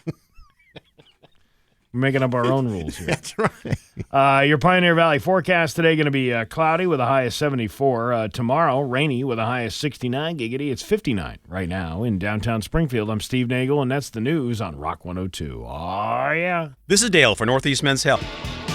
Rock 102, Springfield's Classic Rock at 7:52, and Joe Walsh with Bax and Nagle and Rock 102. It is going to be sunny to start, then cloudy this afternoon with a high of 74. Tomorrow, rainy with a high of 69. Giggity, it's 59 right now in downtown Springfield. Rock 102 and the Westfield River Brewing Company want to hook you up with a pair of season passes to see all the great shows they got coming this summer.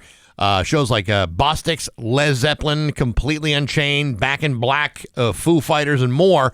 Enter to rock102.com before the end of the day on May 25th, and we will choose a winner at random, and it could be you, a chance to win a season pass to all these great shows at the Westfield River Brewing Company from Rock 102, Springfield's Classic Rock. Is it Les Zeppelin? Les Zeppelin. That is correct. What is that?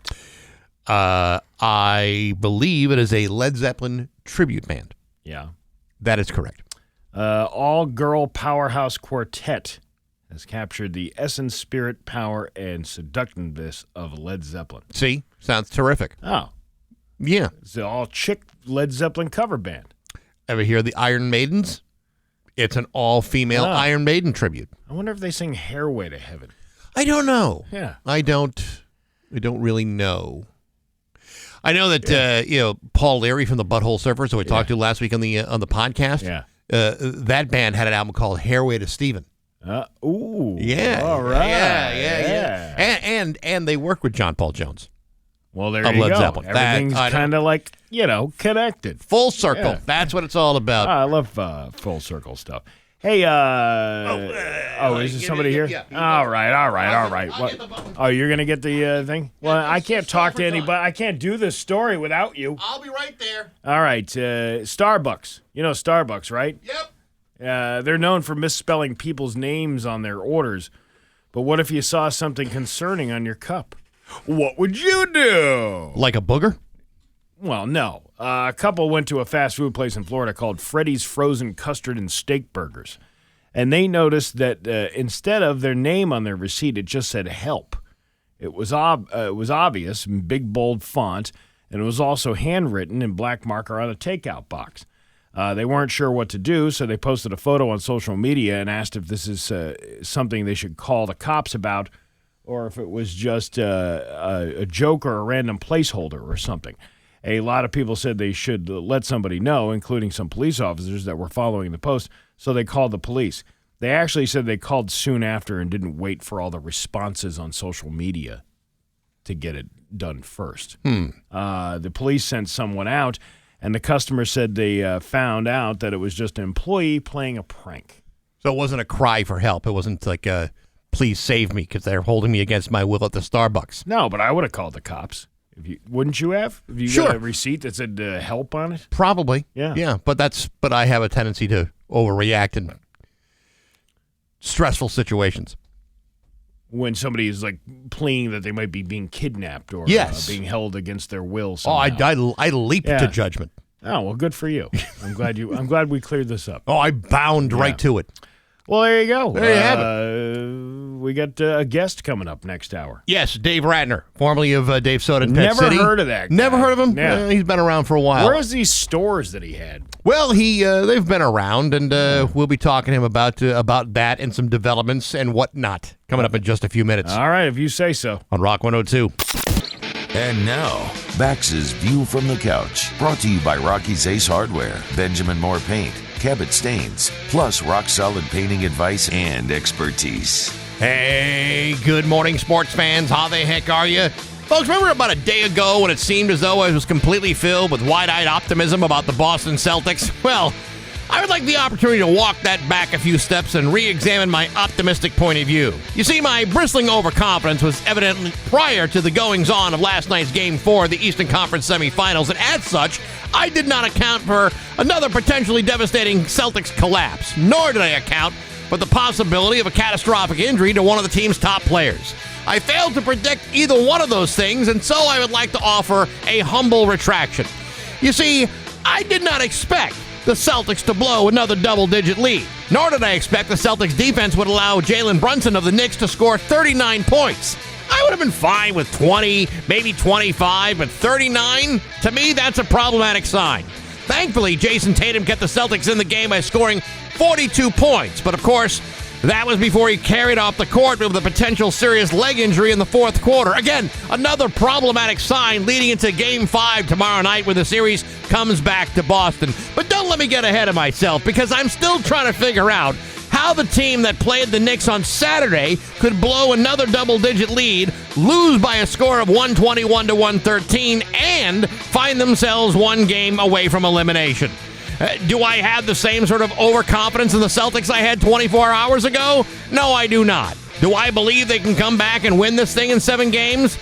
I suppose anything is possible, but I would like to likely feel better about those chances if I knew the results of the MRI that Jason Tatum is going to have later on today. But at this very moment, my wide-eyed optimism has taken me to a place where I want to cover my head with a pillow so I don't accidentally watch a train wreck that's about to happen. Oh, I'm sorry, the train wreck that has the potential to happen. I don't want to seem like I've given up hope. But hey, enough of my yapping. Sports brought to you by Rocky's Ace Hardware. You know, before you paint the house or even the bedroom, you got to ask yourself, how many houses have I actually painted? Well, if you go to Rocky's, there's a trained paint professional at every store. If you're in Agawam, it's Rose. She'd love to help you. Good people, rock-solid service at every Rocky's Ace Hardware. I'm Bax. That's my view from the couch. Rock 1. Rock 102, Springfield's Classic Rock. It's 8:11 and Billy Idol with Bax and Nagle on Rock 102. It's excuse me, I'm just finishing up a peanut M&M. Ooh, delicious. Yeah. Cloudy today. One of the with organic ones?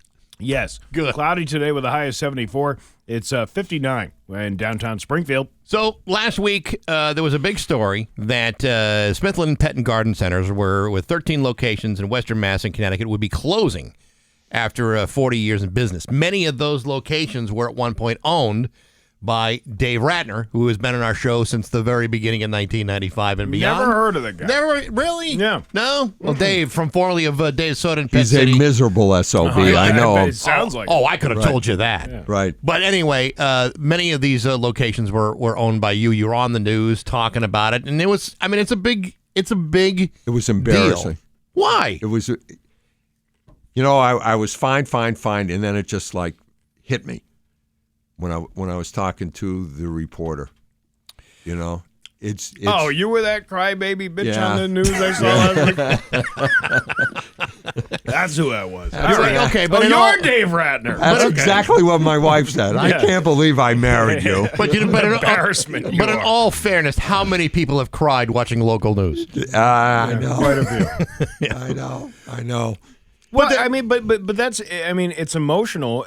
I can only imagine how emotional it would be for you to, you know, you started out. How did you start out doing this whole thing? To tell everybody, you know, what the initial idea was. Not just to sell pet food, but the idea of the soda that went along with it. So my father was a distributor for a brand of soda called Clico Club, which you guys are too young. You'd have to be in your 70s to remember Clico Club. And in 1972, He walked into a Stop and Shop to take their order for Clico, and he saw Clico Club in there that he didn't sell them. So he went back to his office, a little warehouse on Bay Street, and he called their office, and they said, "Oh, we didn't tell you, but we're going direct to all the grocery stores." So they put all the distributors across New England. It was a New England brand out of business. Okay. No warning, no nothing. So a bunch of guys across New England opened up stores. In Boston, they were called Soda Huts, Pop Huts or something. And my dad opened the store called Soda City on the main gate going into Westover. So that was in 72. When I got out of college in 75, I wasn't sure what I wanted to do. And, and I asked Did you ever figure it out? No. No. And I asked my dad, what should I do? And, my dad puts his arm around me as only a father can do and says, "Well, I sure as hell don't want you coming into business with me." So, his store was about as big as this office, by the way. It was just tiny. And he sold all different brands of soda at discount prices, right? So he loaned me $5,000, and I opened a store on Route 9 in Hadley in front of the Stop and Shop. Mm-hmm. It used to be an Arco station. I don't know if anyone is old enough to remember the name. I remember Arco. Sure. 3-bay gas station. I paid $375 a month rent. I sold all different brands of soda. And so now I'm living in Northampton, and I realize I need help meeting women.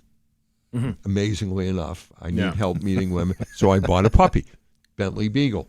Oh, look at you.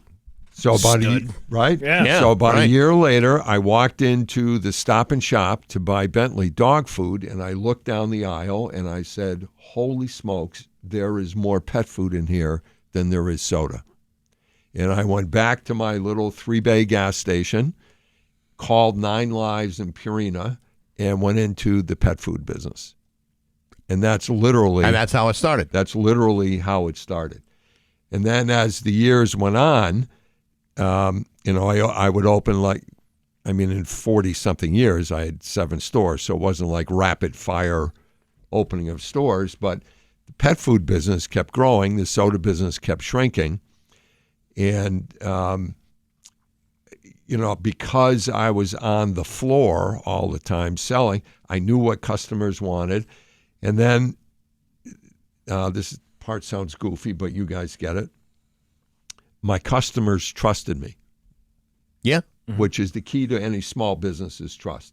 So my customers trusted us so much that I said, I can come out with food. I know what needs to be in there. I can cut out the middleman, and I know my customers will buy it. So that's when, probably in 1995, Dave's Pet Food, I started having my own brand of pet food, and that exploded. Right. Dave's Pet Food. In fact, even though you are out of the retail, right? So today, Dave's Pet Food, which brings up a good point, we're in about 3,500 mom and pop stores across the country, all 48 states. Is Canada a state yet? Not yet, but be patient. Be patient, right? Right. 48 states plus, we sell Chewy and we sell Amazon. Which leads me to the point that at our office in West Springfield, we've gotten 80 million phone calls. Rockies carries Dave's, Big Y carries Dave's, A.W. Brown, and of course your favorite online retailers. So people say, if Smith Lane, if all those stores close, which I'll get to in a minute, mm-hmm. where can they get their Dave's Pet Food? So you can still get it. Right. That's the reason why I wanted you to tell the story, because you were kind of I was a little too emotional on the news, right. But when you have put your heart and soul into something, especially starting something with $5,000 probably at the time was a good chunk of change, but also in the grand scheme of things, that it's pretty small. And to build an empire like that, as you did, and I call it an empire because how many right. towns have you gone right. to, and you see the Dave right. Soda and Pet City sign? Right. You're on here every week. Right. You're on the TV, and right. Does your dog have gas? I mean, you became your name became synonymous with that with that phrase, you built a brand, so you should be. I would be emotional about that too when you hand over the keys and all of these stores are now closing. And so you're 100% right. When I handed over the keys, I felt great. Every one of my employees kept their jobs because Smithland needed employees. Right. So everybody went to work. It was a great opportunity for my employees because they were working for a guy who had 1 foot out the door, was not going to open any more stores. These guys came in and said, we're going to set the world on fire. We want to open up a whole bunch of stores. I said to my crew, here's your chance. Show them what you have. Right. They need you. You can grow with them. They had better health insurance. It was a big company. So I thought it was a great win-win. And then when you hear this decision that they're going to close after 40 years in business, all 13 of these stores in Connecticut and Massachusetts, that's not only a kick to you personally because you started the business, but even more so because there are people involved here. It's not just about a business or a building closing. I had people, for 25 years, and they're still working there. What are these people going to do?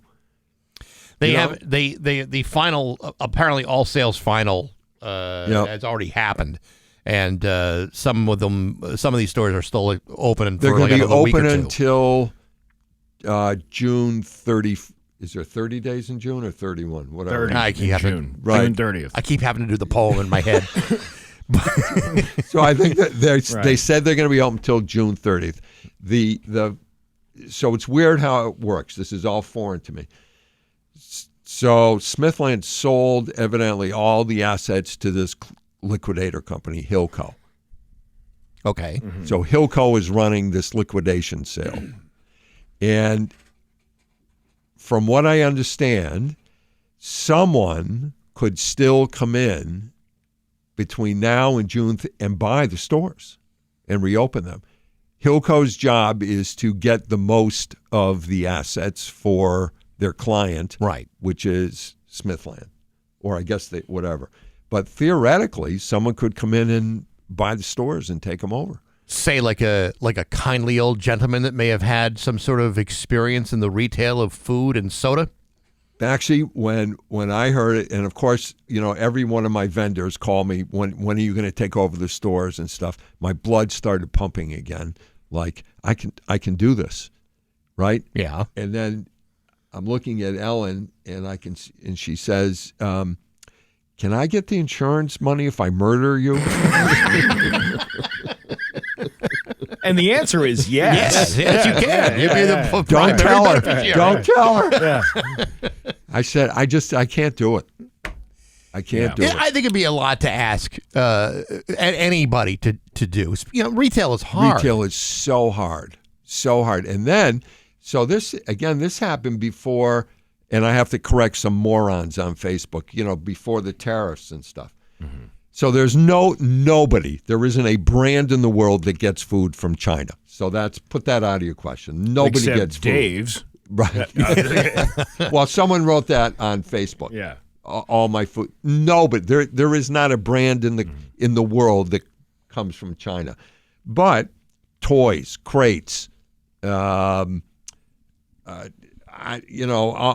anything that's non-edible, all the toys, the furniture, if you're in the lawn and garden business, all your furniture, right? All that stuff. So that must have been weighing on them before, Trump finally, before they made the deal on the tariffs. Yeah, everything is connected to everything. Yeah. And when it comes to businesses and operating businesses and everything that goes on to it, it's not as simple as just saying, well, I'm just going to go pick up a couple lawn chairs and sell them for just slightly above cost. Right. That's not how it operates. It's much more complicated than that. Yep. But and I know you're not.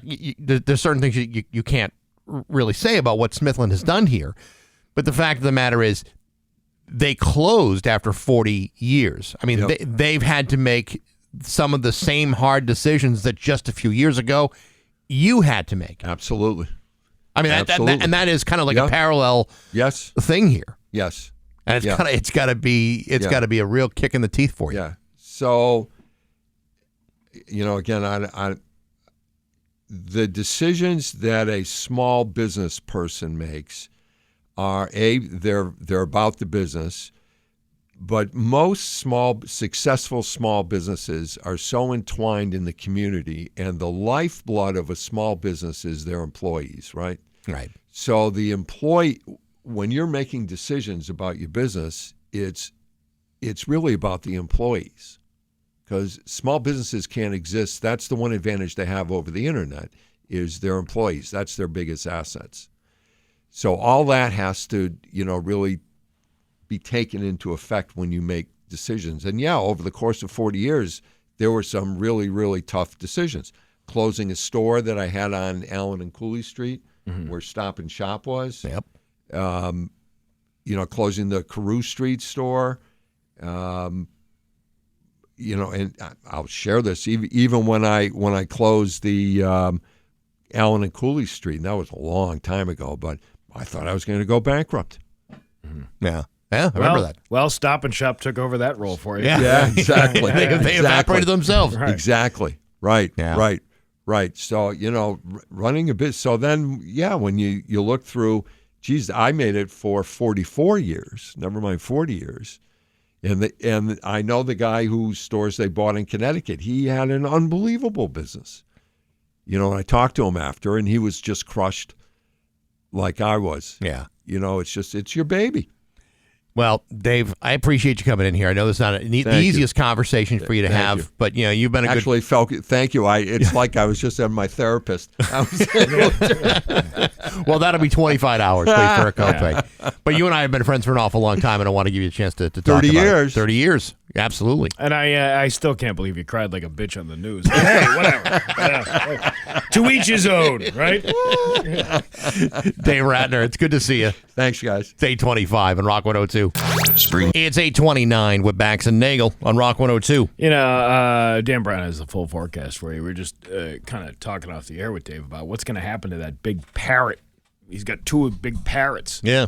And Smithland owns those, so they're going to have to decide whether or not they're, if they're going to sell them or what do you do with that? I mean, we have the big statue from the Ford place. Arment Truckin' owns that. They bring it around to different locations throughout the year.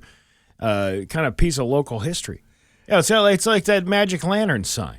We should get all of those signs of all the closed businesses around. The parrot, the big white statue. Yeah, even Dave's sign that was out in Hadley for all those years. Yeah, the Magic Lantern sign. Magic Lantern, Mardi Gras sign. That was a big one. You could turn that into like a little park. Yeah, like a where are they now? Yeah, Alito's awning or the Geraldines, the Mingles sign, even the lounge misspelled sign, the Luange at Geraldines would have been great to have.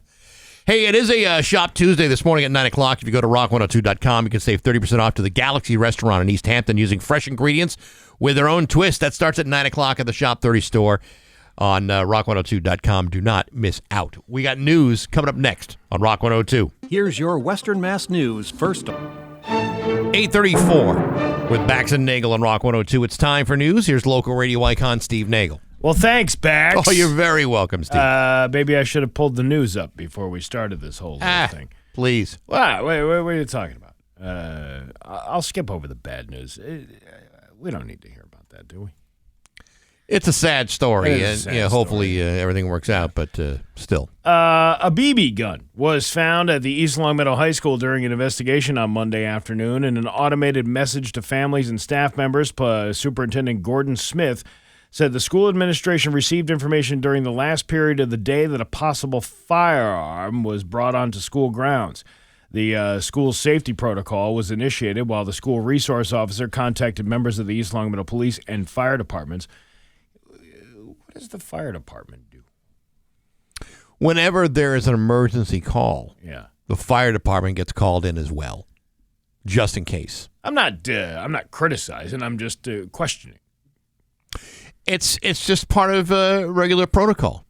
when one gets called, they all go. I mean, I can see the EMS or, something like that, but the fire department. Yeah, except, let's say there's a problem, and it doesn't have to be, a kid brings a BB gun to school. It could be any problem. Let's say an ambulance has got to go somewhere, okay? Yeah. And they get there, and they realize, oh, there's a fire here. Well, now someone's got to go back and get to the fire department and tell them, hey, can you get over here? We forgot the truck. As opposed to having to go there right away, they cut out any questions. They're like Johnny on the spot, and that is why East Longmeadow Fire has never lost a foundation. Maybe they need chili at the scene. Yes. Firefighters love cooking chili. They sure do. What and is that? sometimes like a paramedic gets awful hungry, saving lives. Hey, you know what? Good thing we bought that vat of chili from the station. Who wants chili? Yeah, and we'll be waiting around here for a while. Maybe the guy on the gurney being pulled out of the house on a stretcher would like some chili on his way to the hospital. Who doesn't want gurney chili? Yeah, sure. I know you're having a heart attack, but would you like some chili? It's one of the best around. It is delicious. We have a gold medal from the local chili cook-off. Really sticks to your ribs. Yeah. Ooh, it's got long mustache hairs in it too. That's what makes it good. We refer to those as croutons. Well, anyway, the investigation revealed that a BB gun closely resembling a real firearm was found. Superintendent Smith issued an email around 2:51 p.m. to the families and caregivers that said at no time was there a direct threat to any individual. School officials remind students of the importance of reporting suspicious items or behavior and the seriousness of bringing any weapon onto school property. See, that's the thing. Because there's going to be some people say, oh, it's just a BB gun. Well, most people wouldn't know a BB gun from an actual gun. You bring one of those to school, everyone starts to panic. That is not a good thing, and BB guns should not be on school grounds. And people have gotten killed over less. It's true. How many times have you seen like a kid had a BB gun and the police shot him because they thought it was a real gun? Something like that can happen. Yeah, things can get out of control, and you don't want that. What else is going on? Nighttime road work in Longmeadow. They're worried about the coyotes. The coyotes are still causing a problem. We talked about this yesterday. This is now from Western Mass News. With just a little more than a month left of spring, people are seeing more wild animals around, including coyotes. It's not uncommon to see these animals, especially in the spring, many are raising new babies. Right here in Massachusetts, sightings have been reported in Wilbraham and Chicopee, and even the West Springfield Police Department issued a Facebook post last week that read in part, "Please use caution while walking near the middle school and the adjacent trails. There is an aggressive coyote protecting her new pups." Western Mass. Usually the only thing you used to have to worry about in West Springfield was the cougars coming out of Geraldine's. Yeah, that's right. Yeah. They were pretty wild, too. And some of us had rabies. You stay away from my trail. I'm protecting my babies. I'm foaming at the mouth, but that's mostly because I've been having the Long Island Hep C. It's so delicious. What were you going to say before I cut you off? Yeah. We live in Western Mass. Yeah. It is a heavily wooded area. You are going to find things like coyotes and raccoons and fox and bear and what have you. They're all out there. We shouldn't be surprised that there's coyotes walking around. I've seen coyotes in the city of Springfield walking across the street. The two things I don't care for are the skunks and the raccoons. Those are the two I could do without. The other ones, opossums, they look mean, but they're actually kind of cute. They are adorable. And they eat ticks. And that's the good part. And the porcupine, you don't want to pet a porcupine. No. But they're really harmless. Actually, raccoons are adorable animals. Yeah, but they're up to no good sometimes. Oftentimes, they are. It's the little hands. It's creepy. It's the creepy little human hands that they have. Yeah, but you know what? They're still adorable. They're beautiful animals. Mm-hmm. Foxes are absolutely gorgeous animals. They make great coats. And we should not be surprised when you see a coyote, a mangy-looking coyote, hanging out around town. They do it. That's what they do. Actually, most of the fox I've seen are not very attractive looking. Really? Yeah. They're gray. They're all gray. And they're spotty. A little bit of orange in there, but maybe Mostly gray. I lived a hard life, honey. I lived a very hard life. I come from the school of hard knocks. Listen, do you know how many little rabbits I've eaten in my lifetime? More than my share. But yeah, the fox, they kind of scare easily too. Yeah, they're a little skittish. I once had a family of them in my backyard. Really? And I opened the door and I said, "Hey, you damn kids, get off my lawn!" And they ran up into the woods. That's all you need to do. You just need to give the boomer call. Yeah. Well, between get off my lawn. Between the terror cell you broke up at Cumberland Farms and now a family of innocent foxes, they should all know you don't mess with a Steve Nagle. For the past 3 days, every time I go upstairs, I've been hearing this banging at the window. Have you heard that?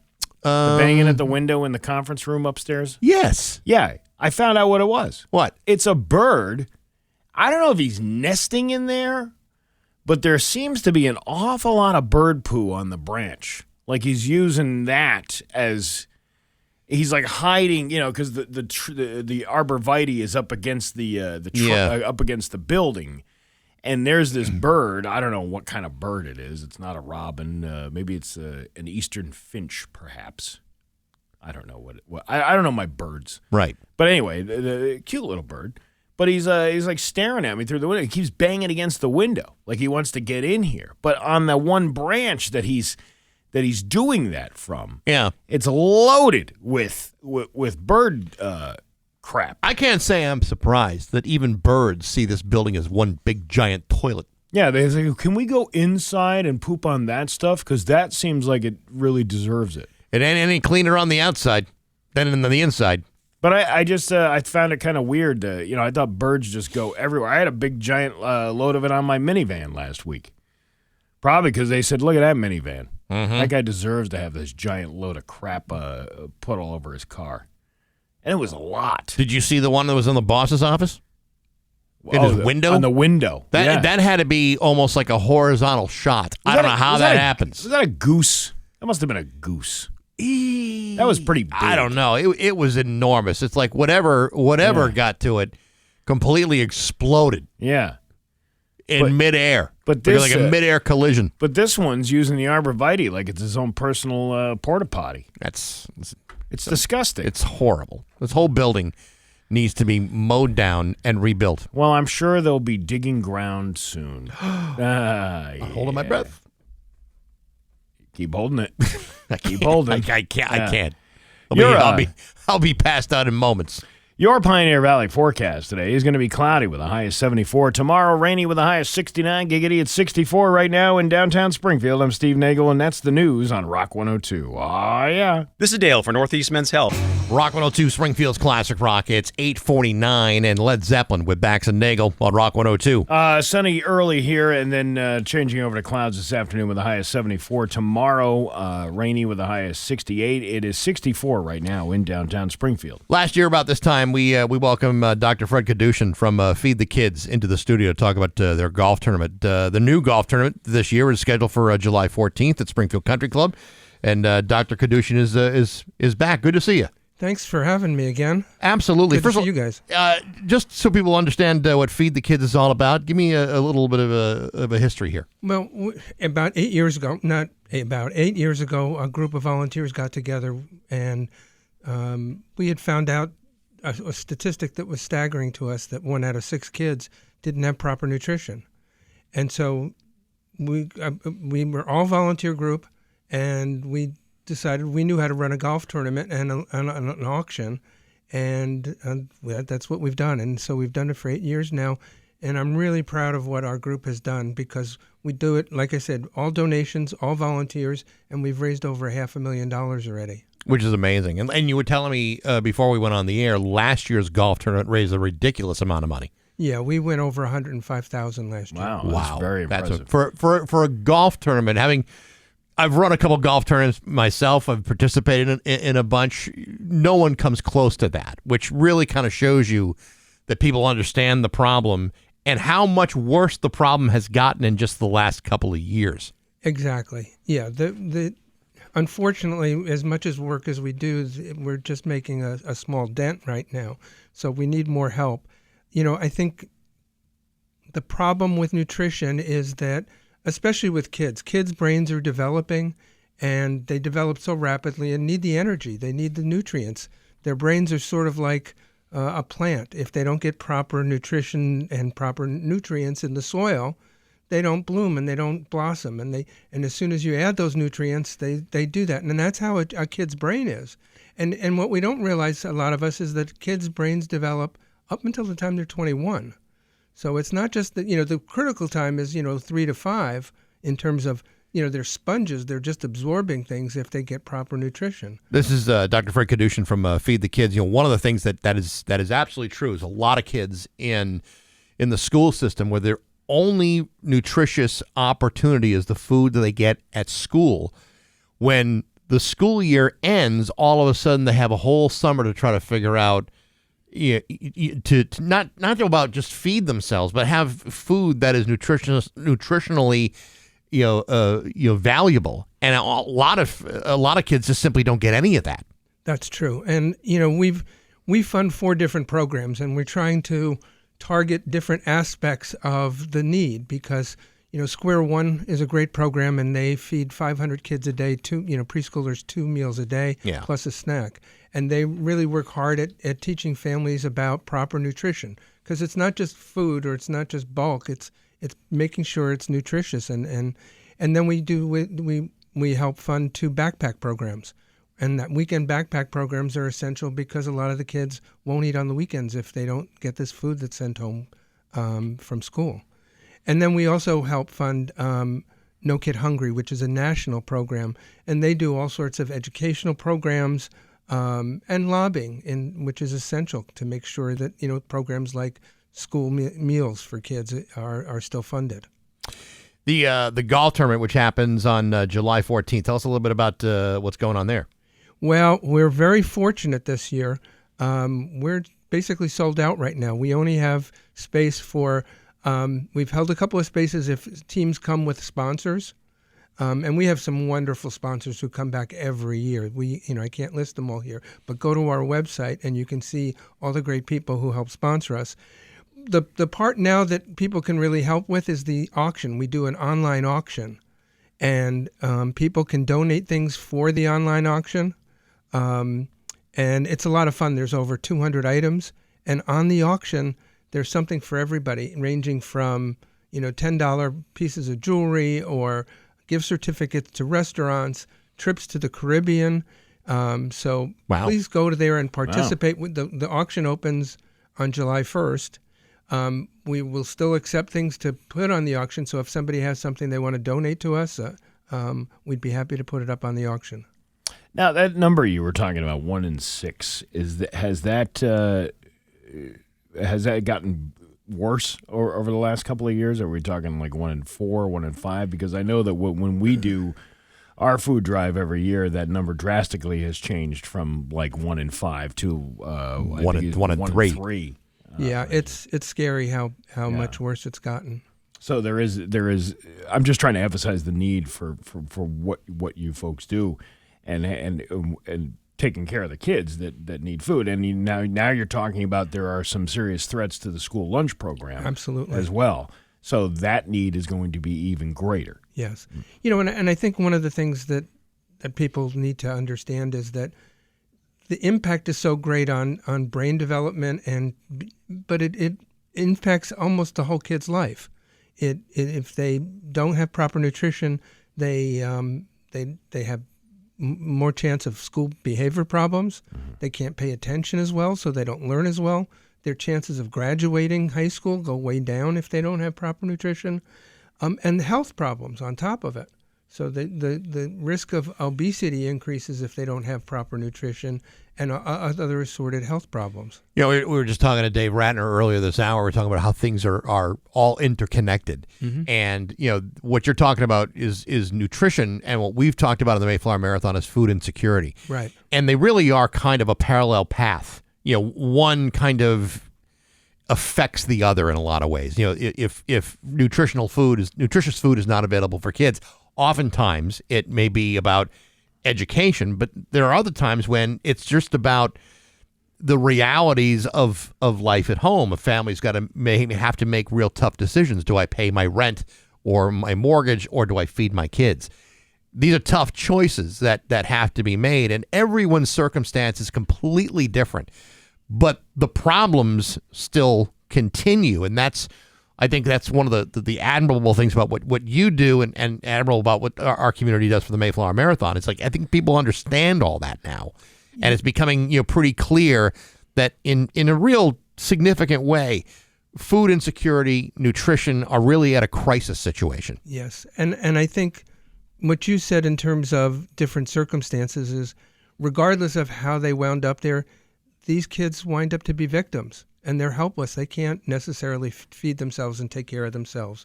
So, we have to support this. We have to help these kids have a chance to succeed. If somebody wanted to find out more about Feed the Kids, what should they do? They can go to feedthekidsgolf.com. That's feedthekidsgolf.com. Or they can give me a call at my number, 636-1414.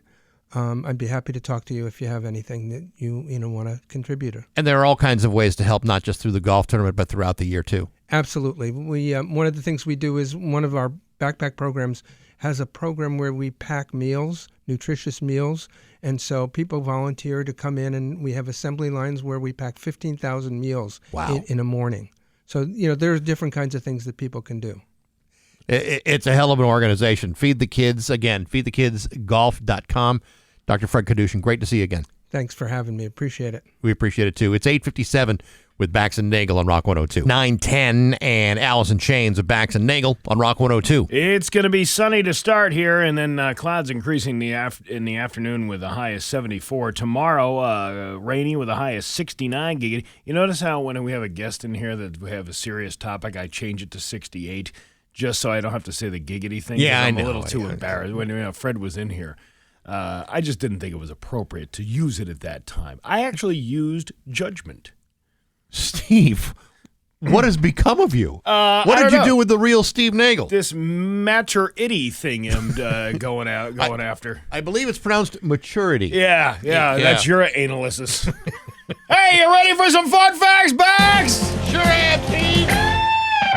Sometimes it's good, sometimes it's bad, sometimes it hits you in the nads. The backs of life. Bags of the life. backs of life. We're not all. Anyway, what do you got for us, Steve? All right, Number one. 3 to 5 cups of coffee a day is associated with the lowest overall cardiovascular disease risk. And that's also how many it takes before I can clench my butt and stop power squirting like I just took a jalapeno enema.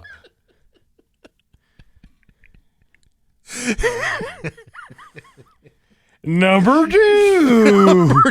That means two things. Yes, it does. That means number two. If bees were paid minimum wage, a jar of honey would cost $182,000 in labor. Okay. Which is still less than what your ex charges to drip her own honey on OnlyFans. Except hers comes with a rash and a restraining order. Number three.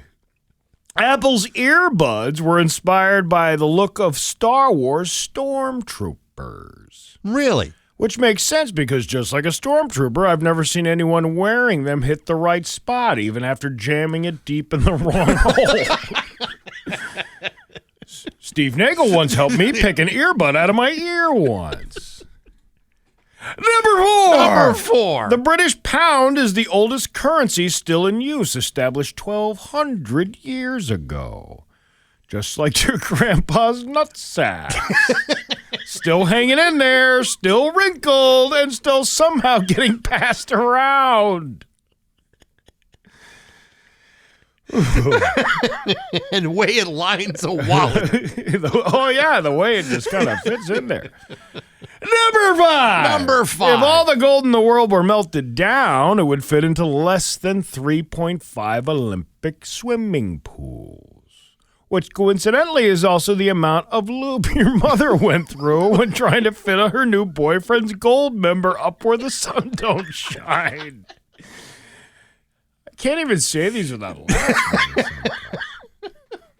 And And there you go. There's your fun facts for the day. Yeah. Sometimes it's good, sometimes it's bad, sometimes it hits you in the nads. The backs of life. The backs of life. Bax and Nagle on Rock 102. GG Inc.'s screen print.